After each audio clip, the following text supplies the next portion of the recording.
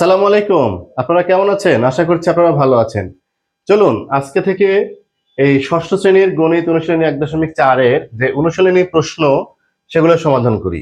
এতদিন আমি আলোচনা করেছি অনুশীলনী প্রশ্নের শুরুতে যে আলোচনাগুলো বেসিক আলোচনা যেগুলো এই অনুশীলনের অঙ্ক করতে সহায়ক হবে সেই আলোচনাগুলো আমি করেছিলাম। আজকে যেভাবে পরীক্ষার খাতায় অঙ্ক আসলে লিখে করতে হবে সেভাবে আমি অঙ্ক করে দিচ্ছি।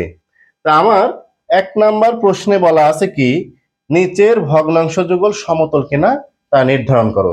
দুইটা ভগ্নাংশ দেয়া আছে, এই দুইটা ভগ্নাংশ সমতল কিনা তা আমাদেরকে নির্ধারণ করতে হবে। তো এরকম যদি দুইটা ভগ্নাংশ দেয়া থাকে তাহলে আমরা কিভাবে এই দুইটা ভগ্নাংশ সমতল কিনা নির্ণয় করব তার ছোট্ট একটা ট্রিক্স আগে আমি এখানে ছোট করে বলে দিচ্ছি। দেখেন এই দুইটা ভগ্নাংশ হলো, একটা হচ্ছে 5 এর নিচে 8 আর আরেকটা হচ্ছে এই 15 এর নিচে 24। ঠিক আছে? তো এই দুইটা ভগ্নাংশ কিনা, এই দুইটা ভগ্নাংশ সমতল কিনা তা আমরা যদি ছোট প্রশ্নে থাকে, নৈর্ব্যক্তিক প্রশ্নে থাকে, তাহলে আমরা কি করব, আমরা এই দিক থেকে এটাকে গুণ করে দেব, আবার এই দিক থেকে এটাকে গুণ করব। অর্থাৎ এই দুইটা গুণই কিন্তু প্রথম ভগ্নাংশের সাথে রিলেটেড। এই প্রথম ভগ্নাংশের লব দিয়ে দ্বিতীয় ভগ্নাংশের হরকে গুণ করব, গুণ করে যে গুণফল হবে, তাহলে 4 5 20 শূন্য হাত থাকে কত, 2, 5 10 আর 2 এই যে 20। এই গুণফল পেলাম কি, এইটার থেকে এটা গুণ করে। ঠিক আছে? এরপরে প্রথম ভগ্নাংশের হরের সাথে এই লবের গুণ করব, গুণ করলে কত হচ্ছে, এই যে 8 5 40 এর শূন্য হাতে থেকে 4, 8 কে 8 4 12 120। এই যে দুইটা গুণফল যদি এরকম সমান হয় তাহলে আমরা বলে দেব কি, এই দুইটা ভগ্নাংশ পরস্পর সমতল। ঠিক আছে? এটা যদি নৈর্ব্যক্তিক প্রশ্ন থাকে আমরা এইভাবে করব। আর যদি এইরকম করে একটা প্রশ্নে 2 মার্কের জন্য থাকে তাহলে আমাদেরকে একটু লিখে করতে হবে। কি লিখব? আমরা লিখব যে প্রথম ভগ্নাংশের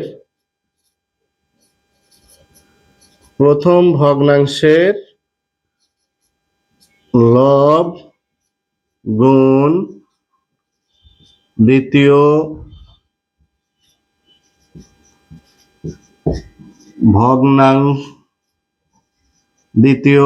ভগ্নাংশের হর, প্রথম ভগ্নাংশের লব গুণ দ্বিতীয় ভগ্নাংশের হর সমান, আমরা এখানে দিই, হ্যাঁ, সমান।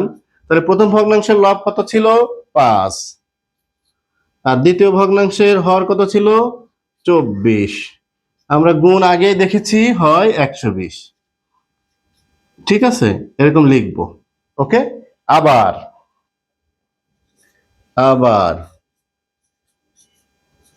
আবার প্রথম ভগ্নাংশের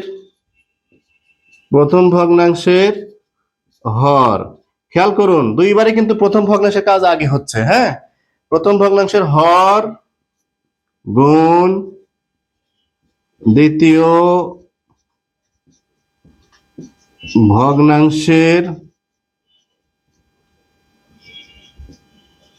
লব সমান, তাহলে প্রথম ভগ্নাংশের হর কত, 8, দ্বিতীয় ভগ্নাংশের লব কত, 15, গুণফল আমরা দেখেছি 120। ঠিক আছে? এই পর্যন্ত লিখতে হবে। লিখে কি করতে হবে, আমরা কি করলাম, আমরা লিখতে হবে যে সুতরাং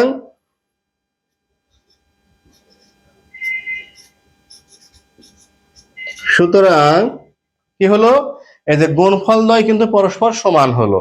সুতরাং তাহলে এখানে একটা কমা দিই, এই গুণফল দ্বয় পরস্পর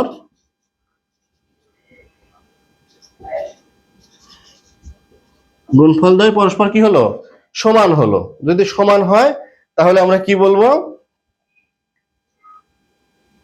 যদি গুণফলটা সমান হয় তাহলে আমরা কি বলবো, অতএব